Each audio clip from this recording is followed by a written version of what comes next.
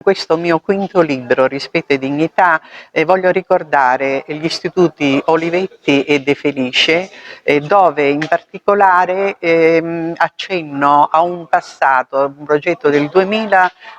che ho voluto fare riemergere le qualità che dovrebbe avere un bravo ragioniere, l'ordine, la puntualità, la precisione, l'onestà, la riservatezza, eccetera. E da qui è scaturito un grossissimo, diciamo, impegno da parte di tutta la scuola, che hanno ricevuto più di 50 premi e addirittura è stato un anno veramente splendido, che ha dato la possibilità di,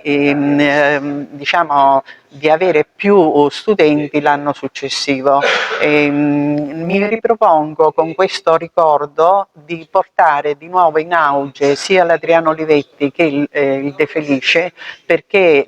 la Catania ha bisogno di persone preparate professionalmente, e che proprio il rispetto e la dignità che scaturisce dalla qualità dell'insegnante fa sì che tutti i ragazzi possono far emergere questa professionalità.